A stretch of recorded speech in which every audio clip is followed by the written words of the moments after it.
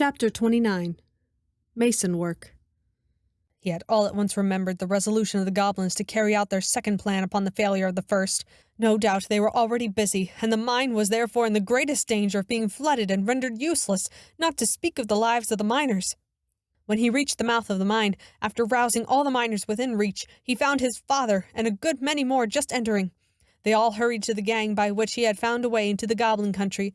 There, the foresight of Peter had already collected a great many blocks of stone with cement, ready for building up the weak place, well enough known to the goblins.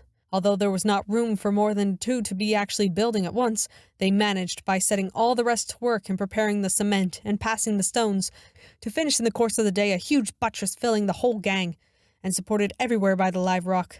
Before the hour when they usually dropped work, they were satisfied the mine was secure. They had heard goblin hammers and pickaxes busy all the time, and at length fancied they heard sounds of water they had never heard before. But that was otherwise accounted for when they left the mine, for they stepped out into a tremendous storm which was raging all over the mountain, and the lightning lancing out of a huge black cloud which lay above it and hung down its edges of thick mist over its sides. The lightning was breaking out of the mountain too, and flashing up into the cloud. From the state of the brooks, now swollen into raging torrents, it was evident that the storm had been storming all day. The wind was blowing as if it would blow him off the mountain, but, anxious about his mother and the princess, Curdie darted up through the thick of the tempest. Even if they had not set out before the storm came on, he did not judge them safe, for in such a storm even their poor little house was in danger. Indeed, he soon found that but for a huge rock against which it was built, and which protected it both from the blast and the waters, it must have been swept if it was not blown away.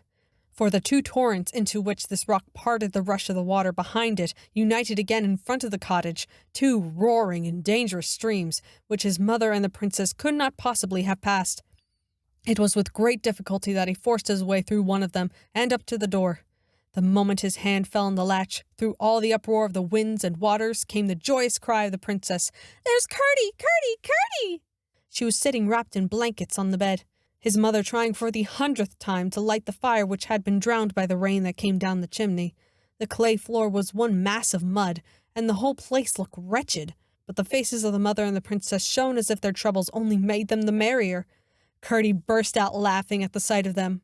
"I never had such fun," said the princess, her eyes twinkling and her pretty teeth shining. "How nice it must be to live in a cottage on the mountain." "It all depends on what kind your inside house is," said the mother. "I know what you mean," said Irene. "That's the kind of thing my grandmother says." By the time Peter returned, the storm was nearly over, but the streams were so fierce and so swollen that it was not only out of the question for the princess to go down the mountain, but most dangerous for Peter even, or Curdie to make the attempt in the gathering darkness. "They will be dreadfully frightened about you," said Peter to the princess, "but we cannot help it. We must wait till the morning." With Curdie's help, the fire was lighted at last, and the mother set about making their supper, and after supper they all told the princess stories till she grew sleepy. Then Curdie's mother laid her in Curdie's bed, which was in a tiny little garret room. As soon as she was in bed, through a little window low down in the roof, she caught sight of her grandmother's lamp shining far away beneath, and she gazed at the beautiful silvery globe until she fell asleep.